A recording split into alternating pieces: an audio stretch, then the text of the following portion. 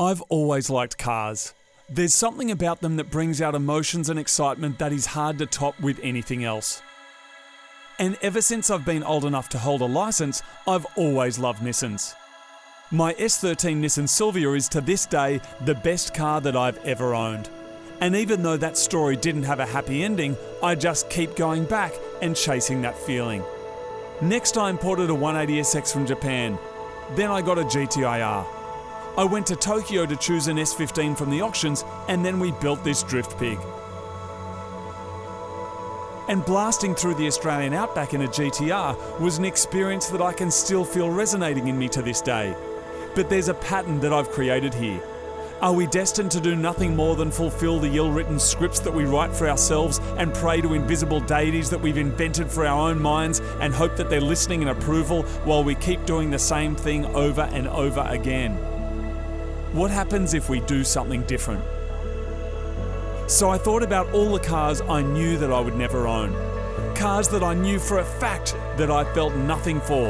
And probably right up there near the top of that list was the Honda S2000. Because they're slow, boring, overpriced, convertible, and I've never liked convertibles.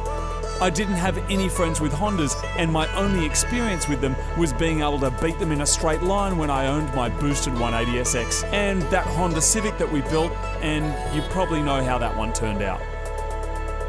So what happens when we deviate from the script? What if we decide to do something different?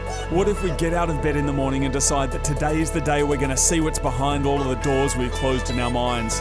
Will the universe crumble? Will our friends leave us? Probably not.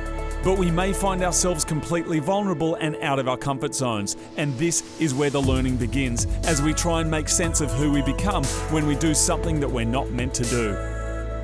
And with this in mind, I went out and bought a Honda S2000. I never lay in bed when I was a kid dreaming about owning a Honda, but millions of other people did, so there had to be something in it, and I decided to see firsthand what it was all about. I decided to stay off the Honda forums and not be coloured by any external forces, which was easier than expected because none of my friends actually liked Hondas. After a few months, I found myself drawn to modify it, and then I thought to myself, what are all the mods I've never done before, and what mods does this specific car actually need to make it better for me? And the answer is not many, but this was a surreal concept considering that most of the time we look to other people to tell us what we should do to our own cars, how we should do it, and then we look back to them for approval to make sure we fit their mold. There's so many things I wanted to learn, and this car was the perfect platform to learn some of them because there's mods that I wanted to do that I probably wouldn't do on other cars in the future. So I set a modest budget and it began. We myth-busted cold air intakes, we learned how to lay vinyl, we tried to make power from eBay performance chips and then dissected them in detail to see what they did. We did a nitrous install. I didn't know anything about happy gas other than getting my wisdom teeth taken out, and I certainly hadn't used it in a car. We jumped from 132 kilowatts at the wheels up to almost 180 kilowatts. I battled it out with another inappropriate drag car and ultimately turned an MX-5 owner's face from this to this. I wanted to put in coilovers and then I wondered why. Did the car actually need it? Certainly people would think the car has more cred if I do it the way they want me to, but this is my car, this is my story. What's going to happen if I do something else? What am I going to learn and how will this give me a greater understanding and appreciation of all cars and their owners and the reasons behind why they do the things they do? And this is my Honda.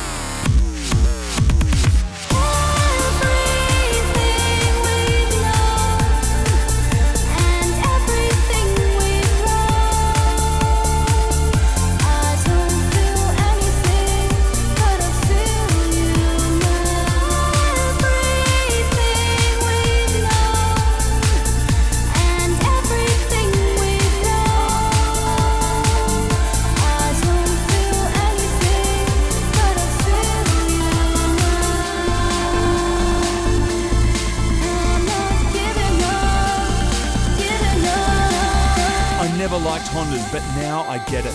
They're fast, agile, planted, balanced, and after modifying it, racing it, living with it, now I know that cars are not the things everyone says they are. They become what we make of them in our minds. They're nothing more than what we make them. And I guess this is the same for cars as it is with people.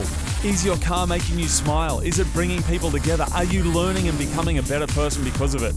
If the answer is yes, then your car is doing exactly what it's meant to be doing. I know now why people love these cars, but I'm happy to say I know it because I did it myself, not because I recited the lines of someone else's script. So this is where my journey with the Honda ends.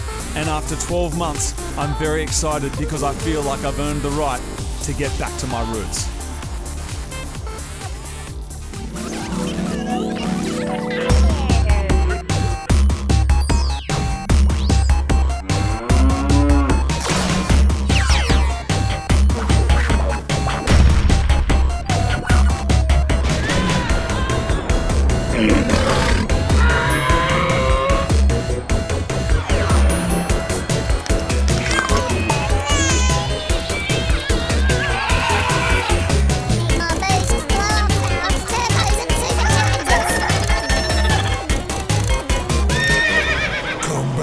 Boost side.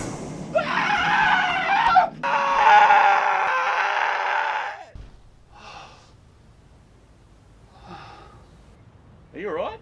I had a dream. Not a dream. A nightmare. What happened?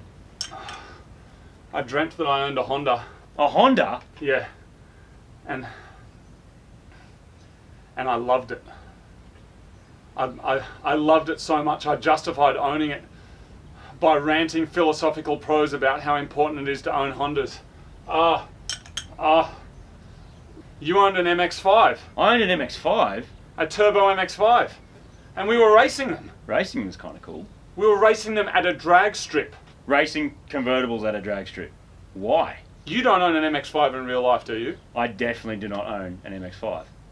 And I don't own a Honda, do I? You definitely don't own a Honda. I don't. What kind of car do I own? Your car's just outside.